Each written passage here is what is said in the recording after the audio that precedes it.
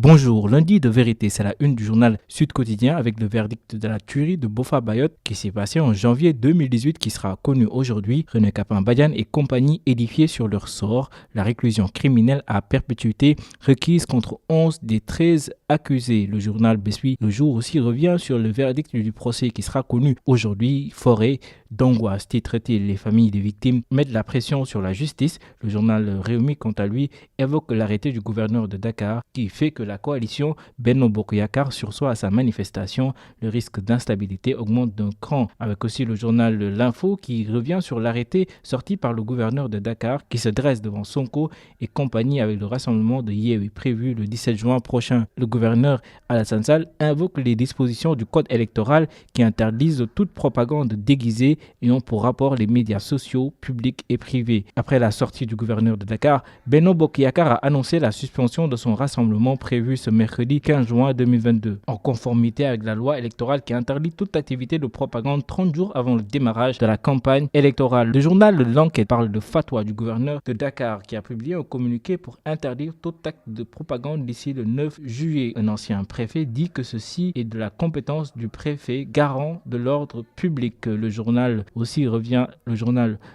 évoque la future audition de l'ex-capitaine Touré, toujours dans l'affaire Sweet Beauty. Walf Quotidien a interrogé le docteur Abdokhadre Sanokho, sociologue, sur les violences, qui dit que le Sénégal va droit dans le mur. Tumulte d'après investiture, facture salée pour Yewwi. À qui profitent les frustrations, s'interroge le journal Walf Quotidien. Niasse lance le débat sur sa succession. C'est le journal LAS qui l'annonce avec un séminaire des jeunes de l'Alliance des forces de progrès. Un samedi de remobilisation pour l'AFP. Le journal Le Quotidien relaie une grève générale de 72 heures annoncée par la F2S qui accentue la pression. Après Poutine, l'Ukraine répond à Macky et pose des conditions, selon le journal Vox Populi, pour un dialogue triangulaire autour du blé. Le plan en 3 points de l'Ukraine pour le déblocage de ses ports maritimes et la reprise des exportations de céréales. Le maître Moussa Diop claque la porte de Yewwi Askan Wi et fixe le cap sur 2024. Ces violentes critiques contre le triumvirat Taxawu, Pastef et le PUR. Le journal L'Observateur a eu une grande interview avec Cheikh Mahi Niasse. Le sujet évoqué était la médiation réussie au Soudan, la démission des sujets évoqués, notamment sa médiation réussie au Soudan, la dimension de Baye Niasse à travers le monde, la situation politique actuelle. Le khalife de la Faïda Tijaniya dit tout. Les Échos évoquent une affaire de grand banditisme sur les aides sociales. Ça s'est passé en Espagne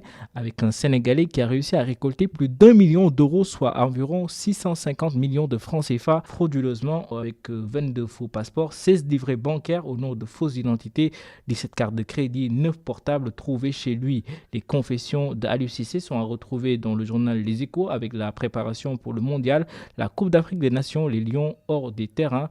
J'ai faim, évoque le Sénégal, j'ai la dalle, j'ai les dents qui traînent en bas, je veux encore aller gagner d'autres choses. Si on peut aller décrocher la lune, pourquoi on devrait rester sur le sommet de la montagne? Ma vie en dehors du foot sont à retrouver dans le journal Les Échos. Libération évoque un scandale concernant Serigne Hassan Mbacké, Khelcom et son réseau cerné pour association de malfaiteurs, pédophilie, proxénétisme, actes contre nature, viols répétés sur mineurs, détournement de mineurs, corruption de mineurs. Depuis vendredi soir, révèle le quotidien Libération, le conférencier religieux est en garde à vue, en même temps que Baïdé Amadissa, un de ses proches, mais aussi Abdourahmane Lo, réceptionniste à l'hôtel Nina, et Khadim Samb dit Dimbouri, chanteur religieux. Ces victimes étaient âgées entre 16 et 17 ans. Ils ont détaillé aux enquêteurs comment ils étaient violés et transformés en esclaves sexuels par les prédateurs homosexuel. Le présumé coupable se défend et dit qu'il est atteint mystiquement et qu'il a essayé de se soigner en Gambie et demande le pardon. Khadim Samb Dimbouri avait déjà fait 5 ans de prison pour les mêmes faits, rappelle le journal Stade, évoque la question de la concurrence au milieu de terrain des Lions du Sénégal avec Gana et Kouyaté qui sont sous pression. Kouyaté bousculé par Pape Gueye, Gana et la menace Matar Sarr, Nampalis, l'intouchable sentinelle. Les records parlent des Lions, mais cette fois pour les préparatifs de la Coupe du Monde 2022, Cissé se rabat sur la Côte d'Ivoire et le Cameroun. Sunulam pour terminer avec Nyorobaï qui se prononce sur le choc du 19 juin. Il n'y aura pas de favori entre Sort et Franc. Chacun a intérêt à respecter son adversaire. Le premier qui commettra l'irréparable va perdre. Franc, le démolisseur, prêt à démolir. Sort, c'était tout pour cette revue des titres.